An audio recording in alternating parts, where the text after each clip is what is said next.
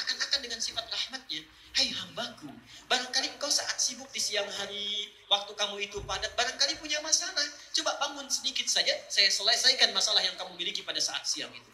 Jangan putus asa dari rahmat Allah. Ketika antum masuk ke sini, seakan-akan itu Allah sedang menunggu. Kalau bahasa bebasnya, Anda merasa punya salah apa? Punya dosa apa? Dan saya sangat punya keyakinan, tidak ada di antara kita yang bebas dari dosa. Perhatikan, kalau antum butuh apa-apa, itu Allah langsung yang kasih. Kun fayakun ada. Akhirina ma'atahum rabbuhum innahum kanu qabla dhalika muhsinin. Mereka langsung dibalas oleh Allah, ingin apapun subhanallah, langsung ada Allah yang berikan. Sungguh mereka itu adalah orang-orang yang ihsan saat di dunia. Apa cirinya? Ternyata ciri pertamanya itu orang.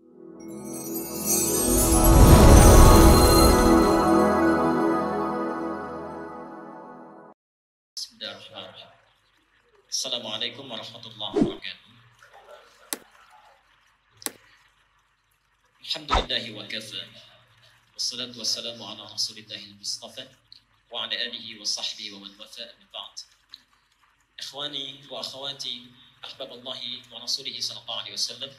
Usi nafsi wa iyyakum bi taqwallahi faqad faza al-muttaqun fala tamutunna illa wa antum muslimun. Faqala ta'ala mudhakkiran bidzalika ya ayyuhalladzina amanu taqullaha haqqa tuqatih wa la tamutunna illa wa antum muslimun. Wa qala ya ayyuhan nasu ittaqu rabbakum alladzi khalaqakum min nafsin wahidah wa khalaqa minha zawjaha wa batha minhuma rijalan katsiran wa nisaa wattaqullaha alladzi tasaaluna bihi wal arham innallaha kana 'alaikum raqiban. Sahabat-sahabat Al-Ihsan dimanapun Anda semua berada, baik yang menyaksikan kajian ini melalui Ihsan TV di tayangan YouTube, ataupun Bapak Ibu sekalian, sahabat-sahabat yang hadir di kesempatan kajian duha ini, saya ingin mengajak mari kita bersama-sama mengawali kajian duha kita ini dengan bersama-sama bersyukur kepada Allah Subhanahu wa taala bahwa kita masih diberikan kesempatan oleh Allah Subhanahu wa taala dalam nikmat sehat, kekuatan iman dan taufik untuk hadir di rumah Allah ini langsung mengikuti kajian duha ini untuk mendekat kepada Allah Subhanahu wa taala dengan penuh keikhlasan. Kita bermohon semoga amalan kita hari ini dicatat sebagai bagian amal soleh yang akan menjadikan dan memberatkan timbangan mizan kita di akhirat nanti. Bapak Ibu sekalian, bila kita menjadikan kegiatan ini sebagai amal soleh, sekiranya apa janji Allah yang sudah disampaikan dalam Al-Quran? Saya mohon maaf ya, ini saya sampaikan untuk memperbaiki niat kita dulu. Jangan-jangan ada di antara kita yang hadir ke masjid ini hanya sekedar ingin bertemu dengan kawannya, sekedar ingin bertemu dengan teman-temannya, ingin tahu ustadznya, ingin bertemu dengan teman kerabatnya. Maka mulai masuk ke ruangan ini, di rumah Allah ini, perbaiki niat kita semuanya lillah karena Allah. Jadikan sebagai amal soleh. Kalau itu kita lakukan, perhatikan janji Allah. Quran dulu, tercantum di surah ke-16 An-Nahl ayat 97. Quran surah An-Nahl surah ke-16 ayat 97. Man 'amila shalihan min dzakarin aw untha wa huwa mu'minun falanuhyiyannahu hayatan thayyibah. Subhanallah. Siapa saja yang beramal saleh, melakukan satu amalan kebaikan karena Allah, baik lelaki ataupun perempuan, yang amalnya didasari karena iman kepada Allah Subhanahu wa taala, bukan karena yang lain. Perhatikan janji Allah, itu langsung menggunakan huruf fa, bukan waw, bukan thumma, tapi fa. Perhatikan bedanya huruf ini dalam tafsiran bahasa Arab. Kalau menggunakan huruf waw, itu bisa jadi ada jeda yang sangat singkat. Jadi kalau saya katakan misalnya, Ahmad yadhhab ila Jami' al-Ihsan wa Ali. Ahmad pergi ke Masjid Al-Ihsan dan Ali. Itu bisa jadi ada jeda. Ahmadnya pergi misalnya sekarang, Ali nyusul 5 menit kemudian. Ada yang kedua menggunakan thumma. Dhahaba Ahmad ila Jami' al-Ihsan thumma Ali. Ahmad pergi ke Masjid Al-Ihsan, kemudian Ali. Di sini jedanya agak panjang. Mungkin 1 jam kemudian, mungkin 2 jam kemudian. Tapi kalau kalimatnya menggunakan fa, artinya nyaris tak ada jeda. Dhahaba Ahmad ila Jami' al-Ihsan fa'ali. Ahmad pergi ke Masjid Al-Ihsan, lantas Ali. Jadi begitu Ahmad berangkat, Ali pun langsung berangkat. Subhanallah. Di ayat ini bukan waw, bukan thumma, tapi menggunakan fa langsung. Man 'amila shalihan min dzakarin aw untha wa huwa mu'minun falanuhyiyannahu hayatan thayyibah. Maka Allah akan jamin untuk memperbaiki keadaan hidupnya. Subhanallah. Allah akan perbaiki keadaan hidupnya. Bukan hayah biasa, tapi hayatan thayyibah. Dijadikan lebih baik dalam pandangan Allah Subhanahu wa taala. Mohon maaf, barangkali tidak semua orang yang hadir saat ini itu berada hatinya dalam keadaan yang tentram. Mungkin ada yang sedang punya persoalan di pekerjaannya. Ada yang sedang punya masalah di rumah tangganya. Ada yang sedang punya persoalan di lingkungan kehidupan sosialnya. Allah berjanji dalam ayat ini, siapa yang beramal soleh, diniatkan karena Allah, maka keadaan apapun yang sedang dia rasakan, Allah akan rubah menjadi lebih baik dalam pandangannya. Jadi antum begitu masuk ke ruangan di rumah Allah ini, subhanallah, perbaiki niat kita, lakukan karena Allah, dan sampaikan kepadanya, duhai Allah, saya hadir di rumahmu ini untuk mendekat kepadamu, jadikan sebagai amal soleh, lalu minta kepada Allah kebutuhan yang kita mohonkan untuk dijadikan lebih baik. Itulah sebabnya, saya sering rewel menyampaikan, subhanallah, kalau kita berada taklim di masjid, itu adalah anugerah yang tak terkira nilainya. Perhatikan kalimatnya, tafsir dari ayat ini, bisa kita katakan demikian. Kalau antum masuk masjid, kalimat apa yang diucapkan? Baik. Dia masjid rumah siapa? Rumah Allah. Masuk rumah Allah Sang Khalik dengan masuk rumah kita itu sudah lain aturannya. Masuk rumah kita, sebelum masuk kita ucapkan dulu Assalamualaikum. Tolong dicatat ini ya, hadisnya sahih. Seorang yang masuk ke satu ruangan kemudian tidak mengucapkan Assalamualaikum, maka syaitan, jin berkata kepada teman-temannya, ada tempat bermalam bagi kita hari ini. Kalau kita mengatakan Assalamualaikum misalnya, walaupun tidak ada orang, dan jangan khawatir akan dijawab, gak apa-apa. Assalamualaikum misalnya, kalau kita ucapkan Assalamualaikum, maka syaitan atau jin dia berkata kepada kawan-kawannya, tidak ada tempat bermalam bagi kita hari ini. Pun sama saat kita makan atau minum misalnya, tidak mengucapkan Bismillah karena Allah, maka jin akan berkata, syaitan akan berkata kepada kawannya, kita punya jatah makan atau minum. Jadi kalau kita bacakan Bismillah, sebut nama Allah, dia akan berkata, tidak ada jatah bagi kita hari ini, baik makan ataupun minuman. Rumah Allah beda cara masuknya. Antum rumah biasa, Assalamualaikum, masuk ke rumah Allah, kaki kanan yang dilangkahkan, dan kalimatnya lain. Allahumma ftahli abwaba rahmatik. Subhanallah. Tolong fokus ke sini ya. Ya Allah, barangkali antum selama ini cuma dibaca, tapi sebetulnya Allah sedang menunggu kita. Allahumma ya Allah, iftahli, bukakan kepadaku, bukakan untukku, abwaba, pintu-pintu, bukan hanya satu pintu. Ini bukan pintu fisik yang dimaksudkan. Abwaba rahmatik, pintu-pintu rahmatmu yang luas itu. Kalimat rahmat di Quran wujudnya ada 3. Satu, rahmat itu bisa berarti solusi dan kasih sayang Allah yang diberikan bagi orang yang sedang punya masalah, punya persoalan. Itu ada dalilnya di Quran surah Al-Baqarah 155 sampai 157. Quran surah 2 Al-Baqarah ayat 155 sampai 157. Dan nanti keterangannya, tafsirnya ada di Quran surah At-Taubah surah 9 ayat yang ke-18. Perhatikan kalimat Qurannya, subhanallah, ini indah sekali. وَلَنَبْلُوَنَّكُمْ بِشَيْءٍ مِنَ الْخَوْفِ وَالْجُوعِ وَنَقْصٍ مِنَ الْأَمْوَالِ وَالْأَنْفُسِ وَالثَّمَرَاتِ وَبَشِّرِ الصَّابِرِينَ 155. الَّذِينَ إِذَا أَصَابَتْهُمْ مُصِيبَةٌ قَالُوا إِنَّا لِلَّهِ وَإِنَّا إِلَيْهِ رَاجِعُونَ 156. Sekarang lihat 157-nya. أُولَئِكَ عَلَيْهِمْ صَلَوَاتٌ مِنْ رَبِّهِمْ وَرَحْمَةٌ وَأُولَئِكَ هُمُ الْمُهْتَدُونَ. Berhenti di sini. Mohon fokus ke sini, ke ayat. Kata Allah, dan siapapun yang hidup itu, pasti kami akan uji kehidupannya dengan berbagai ujian yang bermacam-macam. Minal khauf, ada yang gelisah, khawatir, takut. Di antara kita juga pasti itu ada yang gelisah. Tidak mungkin orang hidup tidak gelisah. Gelisah kalau anak terlambat datang ke rumah. Gelisah kalau suami telat.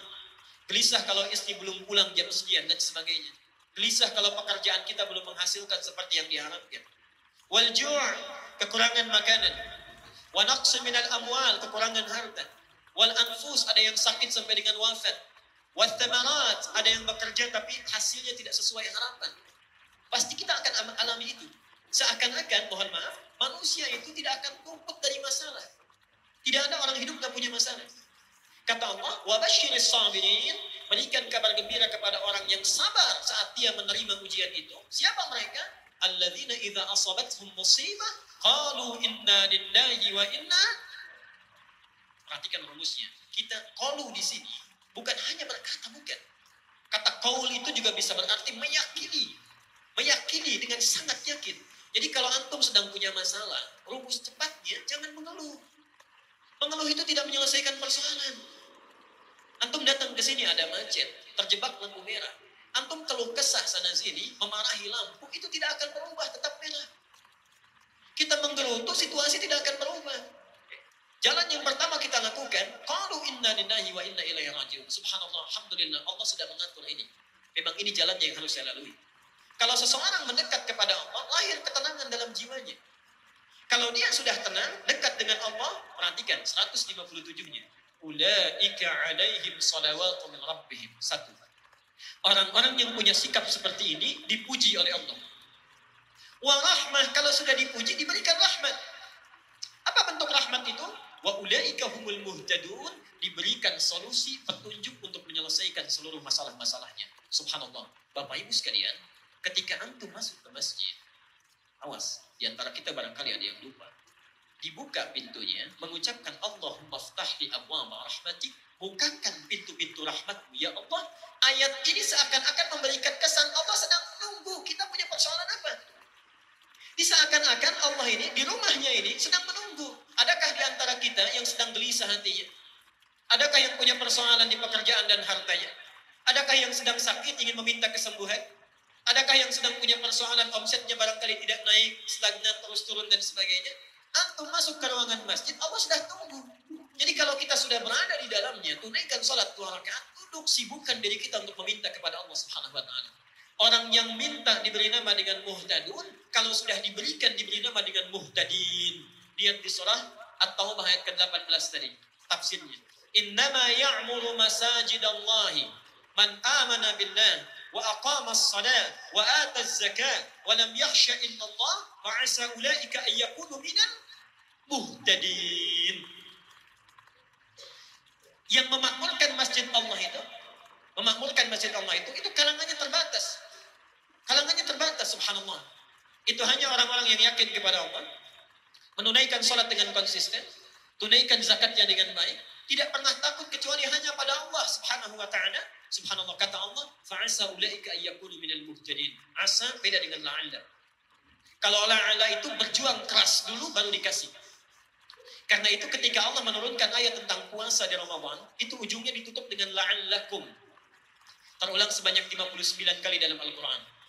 La'allakum itu artinya sesuatu baru diberikan kalau dia serius. Kalau serius. Karena itu jangan harap setiap orang yang puasa itu bisa takwa, belum tentu. Ketika la'allakum tattaqun menutup ayat Al-Baqarah 183, seakan-akan ada kesan yang bisa jadi takwa itu hanya orang yang serius puasanya. Yang tidak serius belum tentu dapat. Mungkin awal-awal puasa, sholatnya di saf terdepan. Selesai puasa, maaf, masjidnya pun bisa tidak hafal. Mungkin bisa begitu. Hanya orang serius yang mendapatkannya. Tapi kalau antum bisa mendawamkan ke masjid, baru masuk saja, bahasanya bukan la'alla, asa.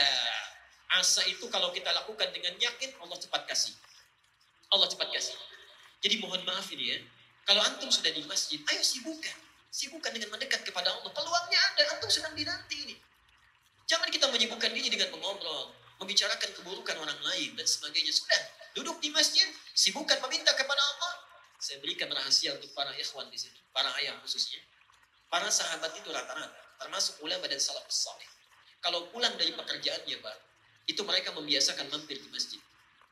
Salat tahiyatul masjid di masjid, kemudian mereka mendekat, memanjatkan segala doa kepada Allah, menyerahkan hasil usahanya. Subhanallah, rata-rata mereka itu bisnisnya tidak pernah rugi, selalu untung. Tidak pernah rugi, selalu untung. Bayangkan masjid di masa itu belum ada karpetnya, alasnya masih tanah. Atasnya pelepah kurma. Ya? Mohon maaf. Apa namanya? Tembok-temboknya itu, sekatnya pelepah kurma. Atasnya daun-daun kurma. Kalau masjid yang terbatas saja mereka sudah bisa melakukan dengan baik, maka antum, masjidnya yang hadir di samping tempat kita, tempatnya bagus, ada AC-nya, karpetnya baik, segalanya cukup, belum sempat menyentuh kita untuk mendekat kepada Allah, maka dengan cara apa lagi Allah mesti fasilitasi. Itu bagian yang pertama. Yang kedua, rahmat itu juga bisa berarti ampunan Allah bagi orang yang punya dosa tanpa batas. Bagi orang yang punya dosa yang berlebih. Quran surah 39 ayat 53, Az-Zumar. Quran surah 39 ayat 53. Qul li'ibadiy alladhina asrafu ala anfusihim la taqnatu min rahmatillah. Katakan Muhammad kepada hamba-hambaku yang berbuat dosa dengan israf. Israf itu berlebihan. Jadi kalau ada orang minum 1 gelas, yang ini 8 gelas. Ini makan 1 piring, yang ini 4 piring. Ini belanja sesuai kebutuhan, ini setiap yang dilihat harus dibeli. Kalau perlu ngutang. Itu israf namanya. Ada orang israf berbuat dosa. Yang ini cuma gosip, yang ini bohong, yang ini mencuri, yang selanjutnya itu semuanya dilakukan. Gosip iya, bohong jalan, mencuri dilakukan. Terpikir dia untuk tobat, datang ke rumah Allah misalnya, dibuka pintu masjid, langkahkan kaki kanan, diucapkan Allahumma ftah li abwaaba rahmatik. Berlaku ayat ini, la taqnatu min rahmatillah. Jangan putus asa dari rahmat Allah. Ketika antum masuk ke sini, seakan-akan itu Allah sedang menunggu. Kalau bahasa bebasnya, Anda merasa punya salah apa? Punya dosa apa? Dan saya sangat punya keyakinan, tidak ada di antara kita yang bebas dari dosa. Tidak ada. Bahkan kadang-kadang dalam ngaji itu kita masih ada dosanya. Karena itu ketika antum masuk, manfaatkan, minta mohon ampunan kepada Allah. Dan yang terakhir, rahmat itu juga bisa berarti karunia Allah yang berlimpah tanpa batas. Di dunia disebut dengan Rahman, di akhirat disebut dengan Rahim. Dan itu kita mintakan minimal 17 kali dalam sehari. Setelah Alhamdulillahirabbil alamin, apa yang kita baca? Ar-Rahmanir Rahim. Jadi mohon maaf, sunnahnya nanti dengan siapapun antum mengaji, kalau sudah masuk masjid, minta kepada Allah kemuliaan, Allah sedang menunggu, langsung sibukkan. Kalau kita tidak meminta kebaikan dari persoalan kita, minta diselesaikan. Yang kedua, minta ampunan dari dosa yang kita miliki. Dan yang ketiga, antum punya persoalan apapun dunia, mohonkan rahmat Allah Subhanahu wa taala. Semoga Allah memberikan kebaikan kepada kita dengan itu. Baik. Bapak Ibu sekalian, khususnya hari ini, saya mohon kepada Bapak Ibu sekalian, perbanyak amal soleh kita. Jangan hanya dengan ta'lim saja. Pulang ke rumah, tingkatkan amal yang lainnya, jamaahnya, salatnya, tilawah Qur'annya. Kenapa? Karena nanti kita akan buka kajian kita ini dengan menyampaikan hadis Nabi Muhammad SAW tercantum di Sahih Al-Bukhari nomor hadis 518. Dan isi hadis ini hanya akan datang setahun sekali. Antum, saya, kita semua belum tentu bisa hidup sampai tahun depan. Kalau sudah sadar tidak mungkin hidup sampai tahun depan, belum tentu masanya, maka yang ada di hadapan kita jangan disia-siakan. Apa bunyi hadisnya? An Ibnu Abbas radhiyallahu anhuma. Hadis ini diriwayatkan oleh Ibnu Abbas, Abdullah bin Abbas. Semoga Allah memberikan ridha kepadanya dan kepada ayahnya Abbas. Qala, beliau menyampaikan, qala Rasulullah sallallahu alaihi wasallam, Rasulullah sallallahu alaihi wasallam bersabda, "Ma min ayyamin al-'amalu as-salihu ahabbu ila Allah fiha min hadhihi al-ayyam al-'ashr." Kata Rasulullah sallallahu alaihi wasallam, saya terjemahkan dulu bagian dari hadisnya. Tidak akan ditemukan hari-hari dari sepanjang hari yang dilalui oleh manusia setiap tahunnya, yang kalau kita beramal soleh di hari-hari itu, subhanallah, amal soleh kita akan sangat dicintai, diistimewakan, dilipat gandakan pahalanya oleh Allah dibandingkan hari-hari biasa. Itulah 10 hari pertama di bulan Dzulhijjah. 10 hari pertama di bulan Dzulhijjah. Kalau kita bertanya, berapa gambaran pahalanya? Perhatikan, sahabat memberikan ilustrasi. Qalu, para sahabat bertanya, "Ya Rasulullah, wahai Rasulullah, walal jihadu fi sabilillah." Apakah jihad fi sabilillah tidak mampu menandingi pahalanya kalau kita beramal di 10 hari pertama Dzulhijjah ini dengan keutamaannya? Qala Rasulullah sallallahu alaihi wasallam, dijawab oleh Nabi sallallahu alaihi wasallam, "Walal jihadu fi sabilillah." Bahkan jihad fi sabilillah pun tidak bisa menandingi keutamaan amal soleh di waktu ini, illa rajulun, kecuali bila ada seseorang kharaja bi nafsihi wa malihi, yang dia berjuang dengan jiwa dan hartanya, thumma lam yarji' bidzalika min syai', kemudian dia tidak kembali lagi setelah dia berjihad, itu artinya wafat. Jadi kalau antum melakukan amalan kebaikan saat ini, kemudian kita perbanyak amal saleh kita, itu nilainya lebih tinggi dibandingkan fi sabilillah, kecuali kalau ada orang yang beramal satu amalan ini, dia masih unggul, yaitu yang berjihad dengan harta dan jiwanya sampai dia wafat. Maaf ya, saya berikan gambaran dulu sebentar. Ini penting, saya khawatir terlewat ya. Kalau antum masih belum termotivasi sekiranya untuk beramal, memperbanyak amalan, ayo saya berikan gambaran sederhana saja. Sekarang masing-masing tanyakan pada diri kita, berapa usia kita? Oke, dijawab masing-masing saja. Saya tahu rata-rata 17 tahun ke atas.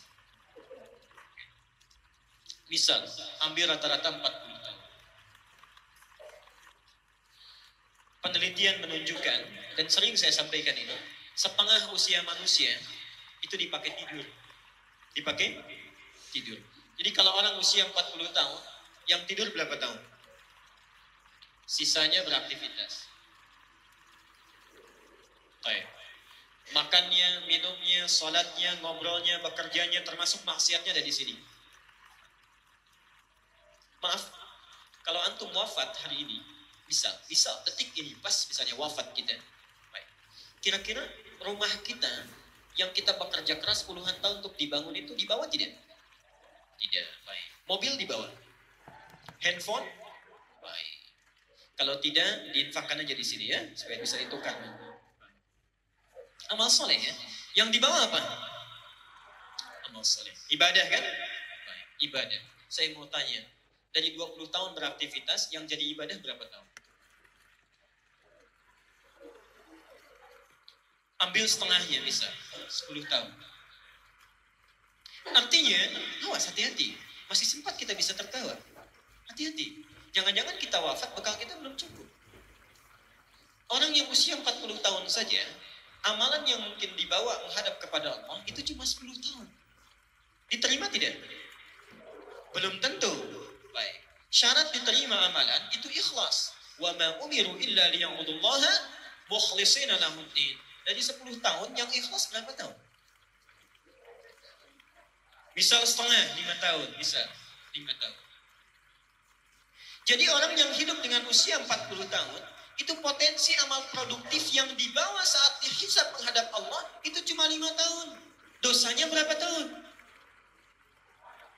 Subhanallah. Gak usah banyak-banyak ya, gak usah banyak-banyak. Misal, dosanya 10 tahun. Yang dibawa cuma 5 tahun. Dan kita sudah paham bahwa amal yang ini tidak akan cukup menutup dosa-dosa kita. Dan kita yakin bahwa orang yang kurang amal baiknya, lebih banyak amal jeleknya, itu pasti muaranya jelek. Kita yakin kita akan wafat, kita yakin ada neraka, yakin masih ada surga. Kata Ali bin Abi Thalib, manusia itu aneh katanya. Dia yakin dia akan wafat, tapi tidak pernah serius menyiapkan bekal untuk wafatnya. Dia yakin adanya surga, tapi dia selalu melakukan amalan yang menjauhkan dia dari surga. Dan yang lebih hebat, dia yakin dengan adanya siksa neraka, tapi selalu melakukan amalan yang menjerumuskan dia ke neraka. Dan yang lebih luar biasa menurut saya, orang yang sudah sadar amalnya kurang masih bisa senyum. Masih bisa tertawa. Masih sempat-sempatnya bercanda membicarakan keburukan orang lain. Antum ada di mana? Kalau kita memang menyadari bahwa usia kita yang dulu itu pernah disia-siakan, setidaknya yang di hadapan kita sisa waktunya jangan dibuang lagi. Kita cuma punya bekal ini misalnya, kita sadar kita akan wafat. Demi Allah saya katakan, sekarang hari Ahad 2 hari lalu, itu saya baru menunaikan sholat jenazah di Masjid Agung di Pandeglang. Saya uraikan di beberapa tempat sampai tadi pagi di Baitur Rahim. Pak, itu yang wafat, bukan ulama, bukan ustadz, bukan kiai. Seperti antum pekerja biasa, pengusaha, pebisnis, punya jabatan juga. Subhanallah, saya sampai terkagum-kagum.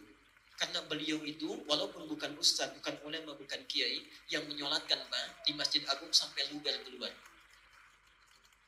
Masjid Agung cukup luas tempat, sampai lugar keluar, tempatnya luar biasa.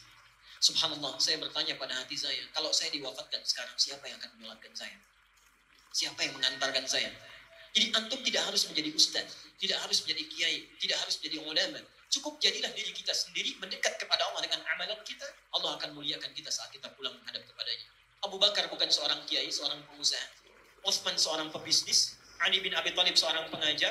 Umar seorang diplomat dan birokrat yang sangat ulu. Tapi dengan amalannya dimuliakan oleh Allah Subhanahu wa Ta'ala sampai dikenal sampai gini. Jadi kalau antum merasa amalannya kurang, jangan sia-siakan yang sekarang ada di hadapan mata. Kata Nabi, siapa yang beramal di 10 hari pertama Dzulhijjah dilipat gandakan bahkan minimal sama dengan jihad fi sabilillah. Jadi maksudnya kalau antum beramal sekarang bisa, mohon maaf, tilawah Quran saja. Sebelum Dzulhijjah kita baca Quran. Berapa satu huruf kebaikannya, pahalanya? 10. Hadis At-Tirmidzi nomor hadis 2910. Siapa yang baca satu huruf saja Quran, dia dapat 10 kebaikan. Tapi kalau kita baca Quran di 10 hari pertama Dzulhijjah ini, subhanallah, berlaku kaidah dalam hadis, kalau disebutkan jumlahnya secara real, itu berarti batas minimalnya. Tapi kalau tidak disebutkan jumlahnya, artinya sangat banyak tak terbatas. Saking banyaknya sulit untuk dituliskan. Berapa batas minimalnya? Saking banyaknya. Karena itu saya mohon, maaf, yang sebelum hari ini jarang baca Quran, boleh sekarang coba baca. Sebelum ini cuma 1 halaman, tingkatkan 1 lembar. Sebelum ini infak misalnya, ada infak 10.000, sekarang tingkatkan 15.000 bisa. Sebelum ini jamaahnya yang para ayah, cuma 2 waktu saja, sekarang 5 waktu. Dan seterusnya. Dan di antara amalan terbaik, yang pahalanya berlipat luar biasa, adalah mencoba meneladani sunnah Rasulullah SAW. Dan itulah sebabnya kita berkumpul untuk belajar pada kesempatan kali ini. Bapak Ibu sekalian, karena itu mari kita manfaatkan, menghidupkan sunnah Nabi, setidaknya di 10 pertama Dzulhijjah ini, sehingga mudah-mudahan dengan itu semua, pahala yang didapatkan oleh kita dengan izin Allah, menjadi semakin berlipat, dan nyatalah janji Nabi SAW, Man ahabba sunnati faqad ahabbani, wa man ahabbani kana ma'i fil jannah. Siapa yang mencintai sunnahku, maka dia telah mencintaiku, dan siapa yang mencintaiku, sungguh dia akan bersamaku di surga nanti. Mudah-mudahan dengan amal soleh kita hari ini, kita akan dipertemukan dan tinggal bersama Rasulullah SAW di yaumil akhir kelak. Tidak cukup dengan amin nanti itu ya, dilihat dulu, kemudian dipelajari dan diamalkan. Baik, mari kita teruskan dulu. Kita fokus sebentar. Kita sudah membahas beberapa tuntunan sunnah Rasulullah. Saya akan lihatkan slide-nya dengan cepat supaya kita mengingat kembali. Dan bukan sekedar mengingat, kalau saya tayangkan dari awal, artinya itu seperti bertanya pada diri kita masing-masing. Antum sudah mengamalkan sejauh mana? Okay. Ingat, kita sudah beberapa bulan berlalu, jangan-jangan satu pun belum diamalkan. Okay. Mari kita lihat di dalilnya. Tuntunan saat bangun dari tidur. Saya ingatkan kembali. 1, duduk sejenak, sunnah Nabi. Yang kedua, mengusap mata menghilangkan bekas ngantuk. Yang ketiga, baca doa bangun tidur. Alhamdulillahilladzi ahyana ba'dama amatana wa ilaihi nusyur. Saya ingatkan lagi, coba perhatikan kajian kita yang lalu. Ketika kita membaca doa itu bukan doa biasa. Alhamdulillahilladzi ahyana ba'dama amatana. Bersyukur kepada Allah yang memberikan kita kesempatan untuk hidup kembali setelah sebelumnya diwafatkan. Nah, artinya apa? Memberi kesempatan memperbaiki keadaan kita yang lalu. Jadi kalau antum misalnya kemarin sholatnya tertinggal, misalnya jamaahnya cuma 2 saja, sekarang diberi kesempatan hidup lagi. Maka perbaiki yang kemarin. Kalau antum baca Alhamdulillahilladzi ahyana ba'da ma amatana, tiap hari tertinggal terus, itu bukan Alhamdulillahilladzi ahyana. Lihat yang kemarin. Kemarin nggak baca Quran, sekarang diberi kesempatan. Yuk, hidup sekali lagi, baca Quran. Besoknya tingkatkan lagi. Jadi saat kita baca, kita sudah tahu amal apa yang akan ditingkatkan di hari ini. Wa ilaihi nusyur, lihat kalimatnya. Ilaihi, dan kita yakin kepadanya, kepada Allah. Nusyur. Nusyur itu punya 2 arti. 1, bertebaran beraktivitas. Yang kedua, mohon maaf, kembali kepada Allah Subhanahu wa Ta'ala. Artinya meninggal.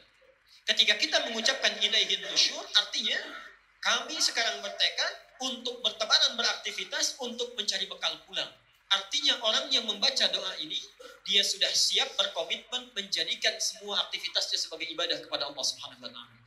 Jadi kalau antum baca Alhamdulillahilladzi ahyana ba'dama amatana wa ilaihin nusyur, tapi minumnya tidak disebut nama Allah, itu doanya ada yang kurang sempurna. Berangkat ke kantor tidak menyebut nama Allah, bismillah, ada yang kurang sempurna. Orang yang membaca doa itu setiap detik di ibadah.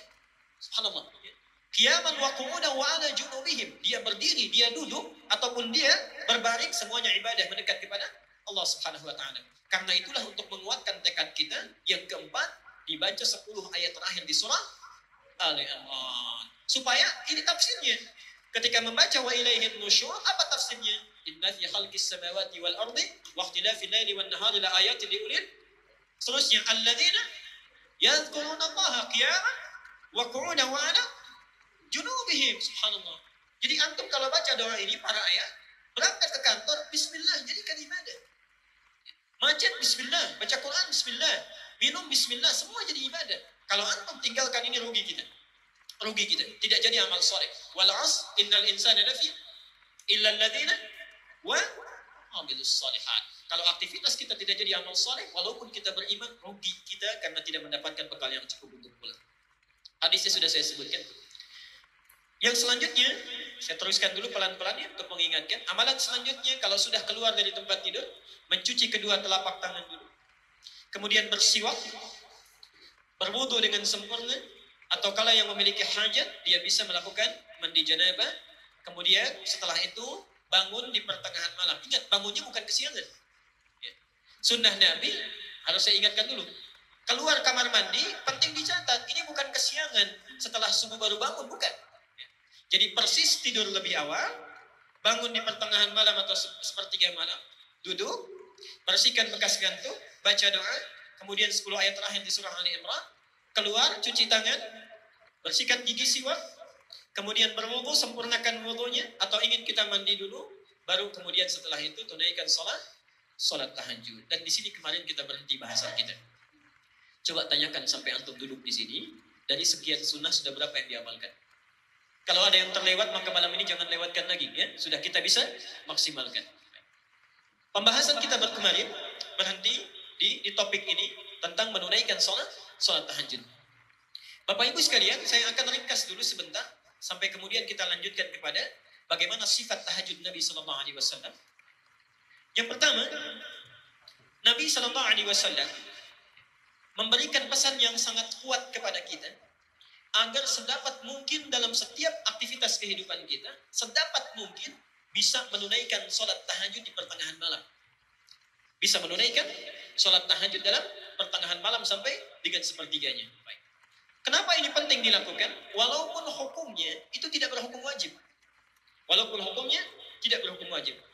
Ternyata ada keistimewaan-keistimewaan yang ditunjukkan oleh Al-Quran sekaligus sunnah Nabi SAW yang memberikan begitu banyak keistimewaan yang khusus diberikan pada orang yang tahajud. Dan tidak akan pernah keistimewaan ini diberikan pada orang-orang yang tidak tahajud sekalipun sholat fardunya itu sempurna. Bisa. Sholat fardu yang 5 waktu dia wajib, bagus, khusyuk ditunaikan. Baik dilakukan karena Allah, tapi tidak tahajud, dia tidak akan dapat kemuliaan-kemuliaan ini. Apa di antaranya? Satu, Rasulullah menyampaikan dalam hadis riwayat Muslim, nomor hadis 1163. Beliau menyampaikan, afdalus salati ba'dal fariidati salatul laili. Afdalus salati, salat yang paling utama ba'dal fariidati, setelah salat faridah itu, maksudnya yang 5 waktu, dari mulai subuh, zuhur, asar, maghrib kemudian isya, itu yang paling utama, yang paling bagus, salatul laili, salat yang ditunaikan pada malam hari, yaitu yang dimaksud salat tahajud. Jadi sifatnya saja sudah disebut oleh Nabi sebagai salat yang sangat utama. Yang kedua, apa rincian dari keutamaan ini? Mari kita lihat pelan-pelan. Satu, disebutkan oleh Allah dalam Al-Quran, surah 73, Al-Muzammil. Surah Al-Muzammil, kemarin pernah kita bahas. Ayat yang ke-6, Inna nashi'atal layli hiya asyaddu wat'aw wa aqwamu qila. Satu, ini kata Quran, sifat kekhusyuannya saja. Sifat kekhusyuannya. Salat malam itu kalau ditunaikan, akan lebih khusyuk, lebih menyentuh ke dalam jiwa, dibandingkan dengan salat yang ditunaikan di siang hari. Subhanallah. Inna nashi'atal layli, sungguh bangun malam itu Hiya asyaddu wat'aw wa aqwamu qila. Dia akan lebih menyentuh ke dalam jiwa, wa aqwamu qila, dan memberikan semangat yang kuat tatkala kita menyebutkan berbagai permohonan kepada Allah. Tolong jeli ya, jeli membaca ayat ini. Silahkan dibuka ayat 7 sampai 8-nya. Dibuka ayat 7 sampai 8-nya. Ya ayyuhal muzammil qumil laila illa qalila nisfahu wa inqus minhu ila qalila wazid alaihi warattilil qur'ana tartila. Baik ya. Inna sanulqi 'alaika qawlan thaqila. Inna nasyi'atal laili hiya asyaddu wat'aw wa aqwamu qila. Sekarang lihat ayat 7-nya. Inna laka fin nahari sabhan tawila. Saya berikan rahasianya di sini ya. Yang buka mushaf, saya tidak tuliskan di sini. Yang bawa mushaf, coba dibuka juga tafsirnya surah Al-Insan ayat 26. Bukan Al-Ihsan ya, karena nggak ada Al-Ihsan di Quran. Al-Insan ayat 26.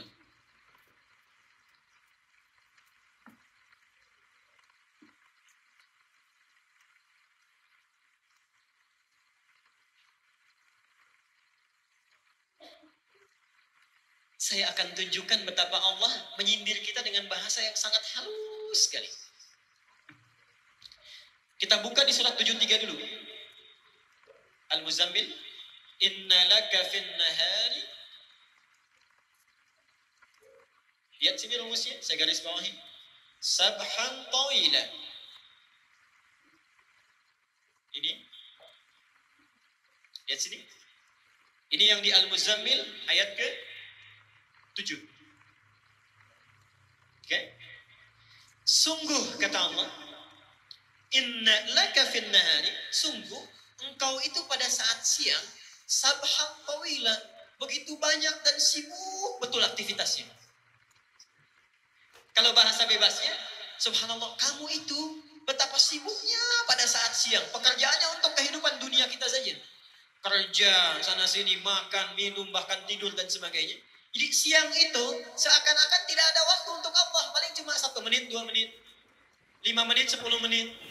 Kadang-kadang sholatnya juga kalau ada rapat buru-buru. Ibu juga misalnya sedang sholat, dengar ada diskon, kadang-kadang buru-buru. Ya. Subhanallah. Innalaka fin nahari sabhan tawila. Kata Allah, kamu itu saat siang begitu sibuk luar biasa. Wadhkur isma rabbika wa tabattal ilaihi tabtila. Subhanallah. Perhatikan di sini ya. Kata Allah, kenapa tidak luangkan waktu sedikit saja di malam hari agar kau bisa berzikir kepadamu? Siang hari kita sibuk dengan makhluk, kapan waktunya untuk sang Khalik?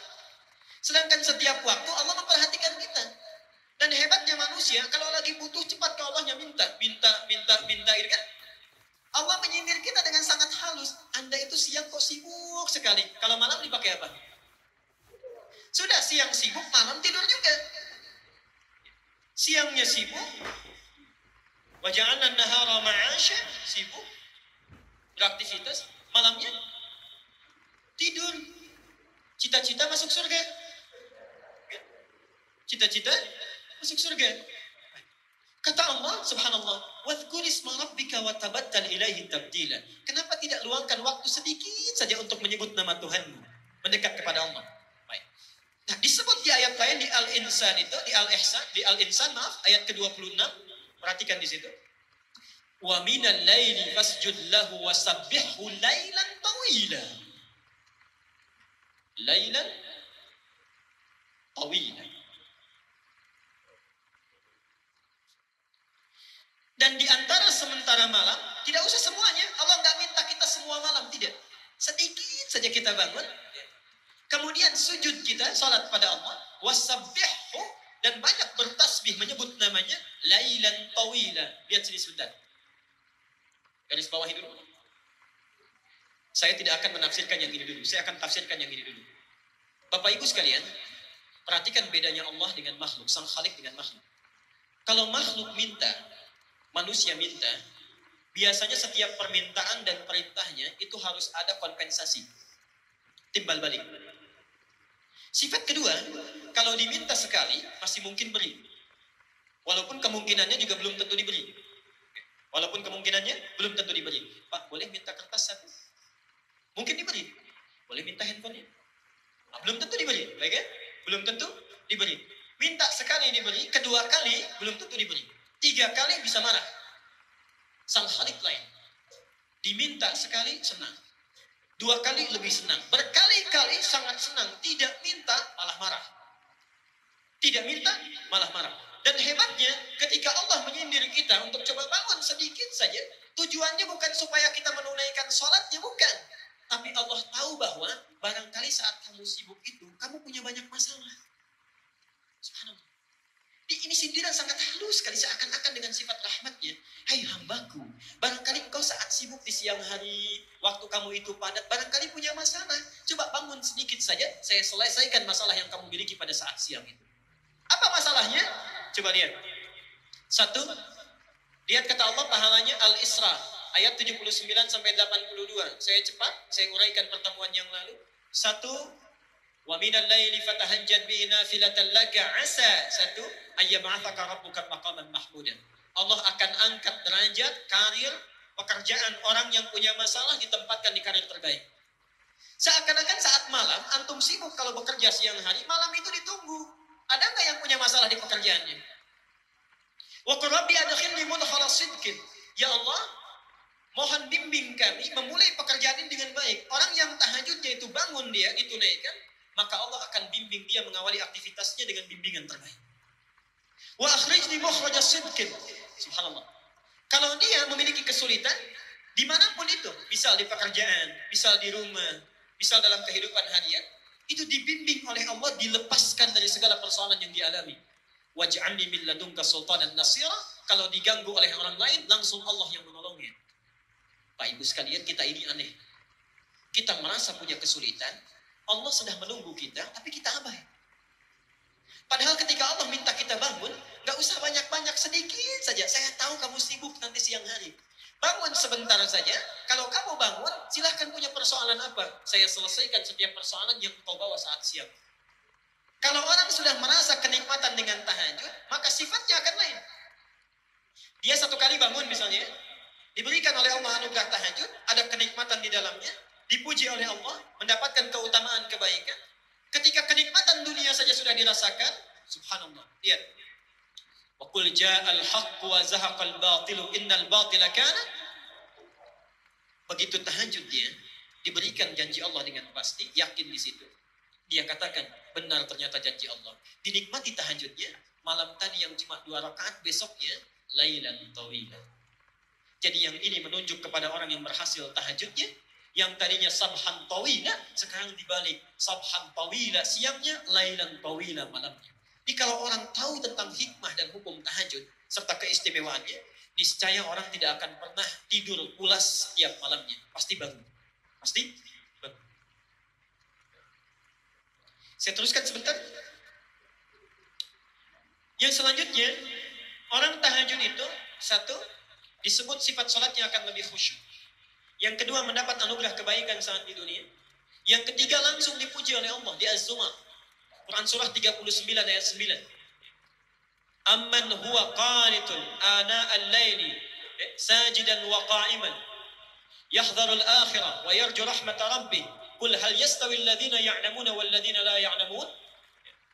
Adakah sama di antara orang-orang yang suka bangun malam dengan khusyuk kemudian sujud, berdiri lama karena Allah, dengan orang-orang yang tidak beriman? Sedangkan orang-orang yang bangun di malam hari ini, 1, dia takut kalau di akhirat dia tidak akan selamat. Yang kedua, dia mengharap rahmatnya Allah. Jadi diberi kesempatan oleh Allah, setiap bangun kamu mau minta apa? Mau minta apa? Hadisnya qudsi bahkan. Ya ibadi, wahai hambaku, siapa yang kemudian meminta kepada Allah, aku akan berikan. Siapa yang memohon akan dikabulkan. Siapa yang beristighfar, mohon ampunan akan diampuni pada saat ini. Subhanallah. Dan yang terakhir, ini tolong catat dengan baik ya. Allah sediakan surga khusus bagi orang-orang yang selalu mendawamkan tahajud. Jadi ada surga khusus nanti, ada surga khusus ya, tingkatannya yang disediakan bagi orang yang selalu konsisten tahajud. Dalilnya Quran surah 51. 51 kalau dibalik berapa? 15, ayat 15 sampai dengan 18. Jadi saya mohon maaf ya, ini ada beda Al-Ihsan dengan di Pandeglang Masjid Agung. Kalau di Pandeglang itu yang disolatkan orang, yang di sini jam, jadi jamnya udah hilang. kanan kiri itu. Disampaikan tadi jamnya sudah mati Bapak, jadi nggak sempat lihat jam berapa sekarang. Tapi saya teruskan sebentar. Perhatikan ayatnya. Innal muttaqina fi jannatin wa 'uyun. Sungguh ada orang-orang yang bertakwa itu yang tinggalnya nanti di taman surga. Mohon antum dari sekarang siapkan kira-kira surganya mau di mana. Saya ingatkan lagi ya supaya tidak lupa. Surga itu terbagi 4 level di Quran. Hati-hati, ada 4 level surga. Nanti di setiap level ini sering orang mohon maaf agak keliru memahaminya. Setiap levelnya di situ nanti ada tingkatan, ada surga Aden sampai yang tertinggi Firdaus. Level pertama paling tinggi itu surga bersama Rasulullah SAW. Surga bersama Rasulullah SAW. Di sini dibagi dua. Ada yang langsung bersama Nabi, ada yang bertetangga dengan Rasulullah SAW.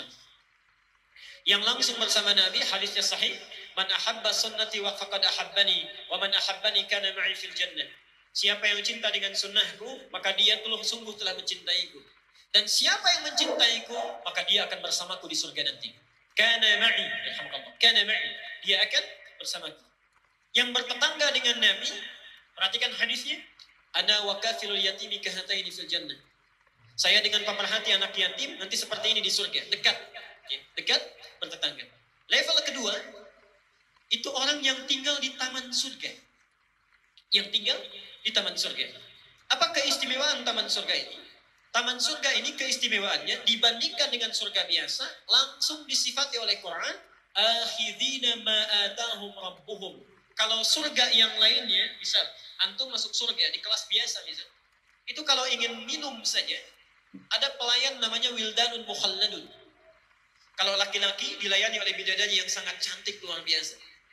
Kalau perempuan oleh pangeran-pangeran surga, gelasnya saja di akwabi wa abariqa wa ka'sim min ma'in, terbuat dari mutiara-mutiara yang berkilauan dari emas dan perak yang menyatu. Yang sifatnya mala ainun ra'at wala udhunun sami'at wala khatarun ala qalbi bashar. Tidak pernah dilihat oleh mata di dunia, didengar kisahnya oleh telinga, dan subhanallah, tidak pernah terlintas sedikit pun di benak kita. Itu surga kelas biasa. Tapi surga, di taman surga, perhatikan. Kalau antum butuh apa-apa, itu Allah langsung yang kasih. Kun fayakun ada. Akhirina ma'atahum rabbuhum innahum kanu qabla dhalika muhsinin. Mereka langsung dibalas oleh Allah, ingin apapun subhanallah, langsung ada Allah yang berikan. Sungguh mereka itu adalah orang-orang yang ihsan saat di dunia. Apa cirinya? Ternyata ciri pertamanya itu orang yang konsisten tahajud. Lihat, kanu qalila minal laili ma yahja'un. Ciri pertamanya, orang-orang ini saat di dunianya sedikit tidurnya.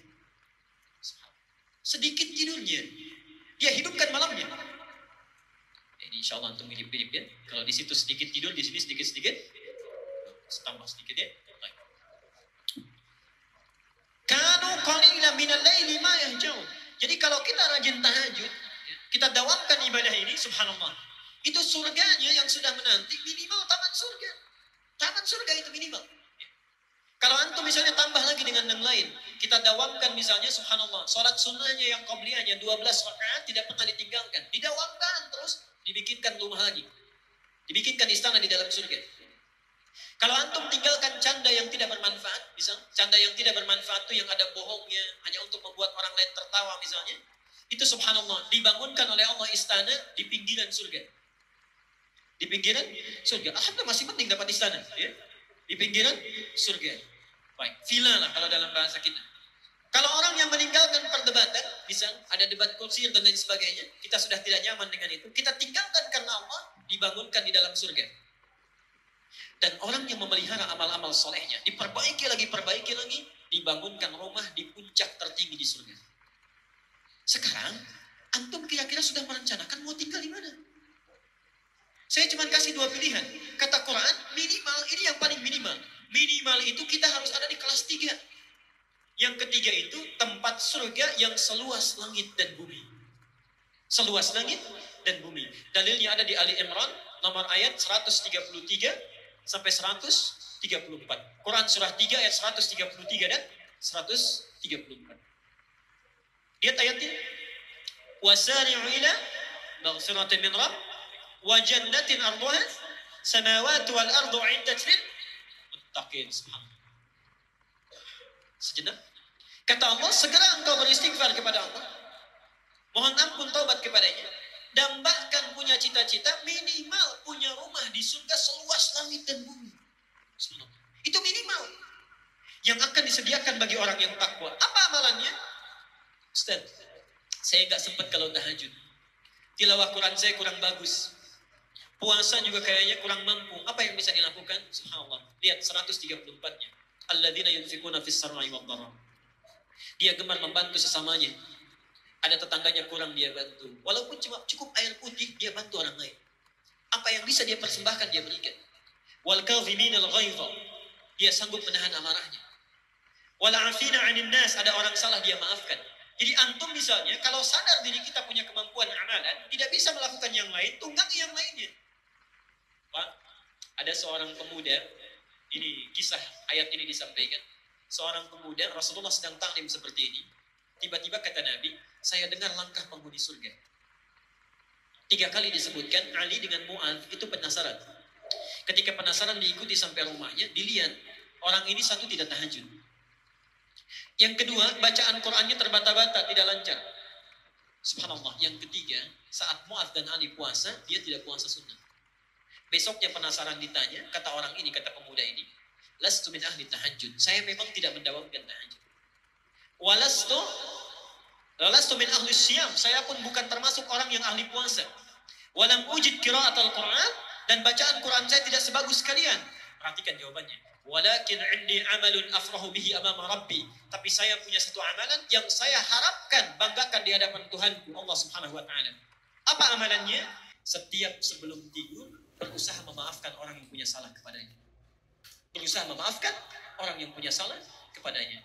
Yang terakhir, ini surga yang keempat, ini tingkatannya para ulama mengistilahkan surga kelas ekonomi yang biasa. Tidak disebutkan bagaimana keutamaannya, yang penting surga saja, surga saja.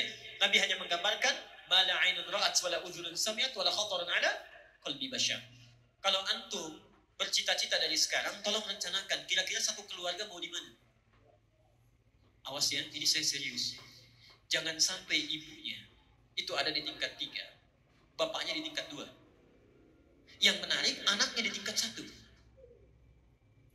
Awas, hati-hati. Berlaku hadis Nabi, saat kita masuk surga, dibukakan pintu surga, itu baru masuk. Tempatnya belum. Kita memiliki tempat kita, itu diminta baca Quran dulu. Waqra wa rattil, fa inna akhira qira'atika akhiru manzilatika. Baca Quran yang biasa engkau baca di dunia itu dengan tartil. Kenapa bahasanya ada tartil? Tartil di sini agak panjang. Karena ibu bapak sekalian, saya ilustrasikan dan tidak sesuai gambaran ini dengan kenyataannya nanti. Allahu a'lam. Ketika orang diminta masuk oleh malaikat ke surga, dibukakan pintu surga.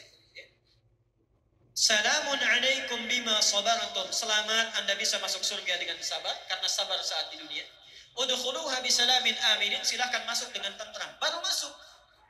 Saat akan naik ke tempatnya di surga, diminta baca Quran dengan tartil. Kenapa bahasanya itu agak lambat kemudian tartil? Subhanallah. Karena orang saat naik ke surga baru satu tingkat melihat keindahan yang luar biasa. Seakan-akan dia tidak mau cepat-cepat.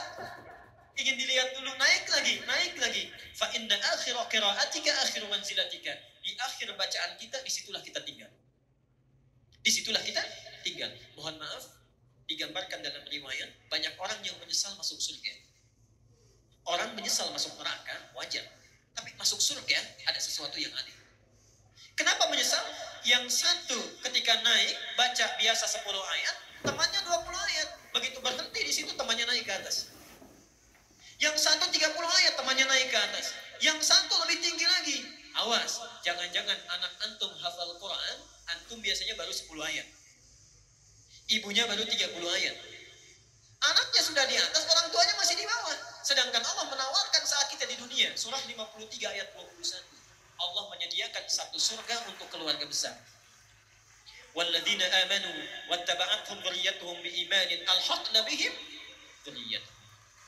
Dan para orang tua yang beriman, kalau diikuti oleh anak cucunya baik seluruhnya, maka kami akan himpun mereka di satu tempat di surga langsung. Satu tempat di surga. Baik. Karena itu saya mohon, Saat ini kalau kita belajar tahajud, bapak kalau bangun jangan sendirian, Pak. Lihat, rencanakan dengan istri, Ma, kita bangun malam ini. Istri juga begitu, Pak, kita bangun malam ini. Kalau capek mungkin papa yang istirahat atau sebaliknya. Kemudian mama yang berdoa. Anak punya kemampuan, bangunkan. Subhanallah. Ibnu Abbas itu begadang usia 3-4 tahun hanya ingin melihat sifat sholat tahajud Nabi SAW. Seorang Ibnu Abbas. Jadi mohon rencanakan dari sekarang beramal dengan amalan satu keluarga. Saya teruskan dan di sini kita berhenti dulu kajian kita. Sekarang sifat tahajud Rasulullah Sallallahu Alaihi Wasallam. Nanti kita akan jeda dulu sejenak di sini, kita buka untuk diskusi dulu. Bapak Ibu sekalian, kalau sekarang kita sudah merencanakan, insya Allah saya akan bangun malam nanti, bisa. Kemudian kita sudah siap untuk tahajud. Bagaimana cara Nabi mengajarkan kita tahajud? Bagaimana sifat sholatnya? Disampaikan oleh para sahabat, yang lebih banyak diriwayatkan oleh kerabat Nabi SAW. Ada diantaranya Aisyah, diantaranya Ibnu Abbas, dan diantaranya Ibnu Umar. Mari kita lihat beberapa keterangannya. Satu, dari segi bacaannya. Nabi SAW diriwayatkan hadis dari Al-Bukhari, nomor hadis 3569, dan hadis Muslim nomor hadis 738. Ini hadis diterima dari Aisyah radhiyallahu anha. Kata Aisyah, adalah Rasulullah SAW selalu menunaikan qiyamul lail, salat malamnya itu. Selalu menunaikan salat malamnya, baik di Ramadan ataupun di luar Ramadan. Kata Aisyah, itu ditunaikan dengan 4 rakaat. Jangan tanya tentang bagus bacaannya. Jangan tanya tentang panjang bacaannya. Kadang disatukan, jangan tanya tentang panjang dan bagusnya. Artinya apa? Sunnah saat kita menunaikan tahajud. Mohon maaf, kita bisa fokus di sini. Sunnah saat menunaikan tahajud sedapat mungkin dibaca dengan tartil, berapapun ayat yang bisa kita hafalkan dan bisa kita baca. Sedapat mungkin dibaca dengan tartil. Mari kita lihat sebentar. Saya beri contoh. Misal, antum ingin menunaikan tahajud, baru hafal 50 ayat Al-Baqarah. Misal, ini pada 50 ayat Al-Baqarah. Ditunaikan misalnya 11 rakaat. Kita bagi 50 jadi 11, berapa? Kurang lebih? Baik ya. Ada yang 4, ada yang 5 ya. Ada 4, ada yang 5. Misal, rakaat pertama 5, rakaat keduanya 4, dan seterusnya.